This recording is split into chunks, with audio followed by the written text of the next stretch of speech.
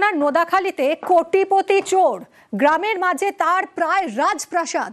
কয়েকদিন আগেই চুরির সময় একেবারে হাতে নাতে ধরা পড়ে যায় অমিত দত্ত।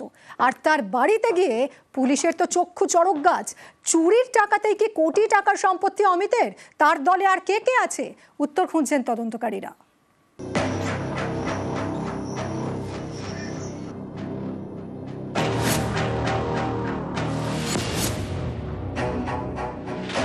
গ্রামের মধ্যে বিশাল বাড়ি, এ যেন এক রাজপ্রাসাদ। কোটি টাকার সম্পত্তি। এই বাড়ির মালিক অমিত দত্ত। চুরি করতে গিয়ে যে হাতে নাতে ধরা পড়েছে, এখন শ্রীঘরে। সেই চোরের ঘরটা দেখুন।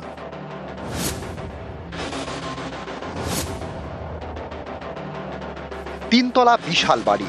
বাড়ির বাইরের দেওয়ালে মার্বেল বসানো। বাইরে যেমন জাঁকজমক, ভিতরেও তেমন।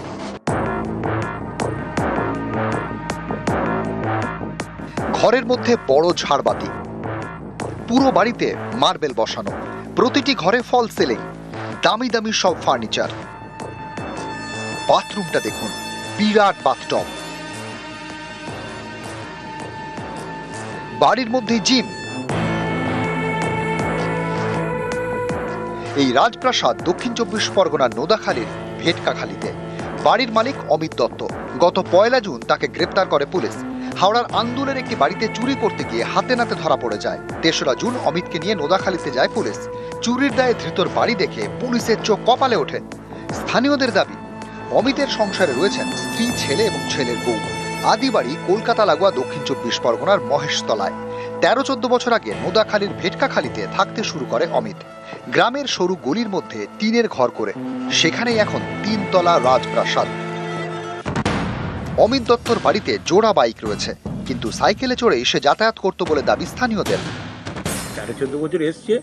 উনি মহেশতলায় ওইদিকে থাকতো, বাটানগরের দিকে থাকতো, বাটানগরে থাকতো। দেখি না উনি এখন মানে বাড়ি করেছে, শখ আছে। হ্যাঁ, শখে করেছে। লোক তো চিরকাল তো মানে মাটি ঘরে বাস করে না। মানে গ্রামের কোনো লোক উনি পেশায় কি করতেন সেটা কেউই না, কেউ জানতো না। কি ঘটনা ঘটেছে আমি জানি না। মানে চুরির ঘটনার একটা অভিযোগ উঠছে যে হাওড়া রাজাপুর থানা। আমরা বলতে পারবো না কি হচ্ছে না হচ্ছে, সেটা আপনারা যান গিয়ে ওখানে গিয়ে জিজ্ঞাসা করুন। পুলিশ কর্তারা কি ওখান থেকে, ওই থানা থেকে এসেছিল? এখানে এসে বিরক্ত করবেন না, বারবার এসে যা বলার ওখানে থানা থেকে খোঁজ দিন। গত 1 জুন হাওড়ার আন্দুলের রাজাপুরে চুরি করতে যায় অমিত, সঙ্গে আরো কয়েকজন। খবর পেয়ে তাদের ঘিরে ফেলে পুলিশ। বাকিরা পালিয়ে যায়, অমিতকে ধরে ফেলে পুলিশ।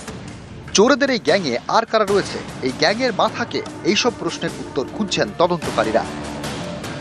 দক্ষিণ 24 পরগনা নোদাখালী থেকে সমীর মণ্ডল, নিউজ 18 বাংলা।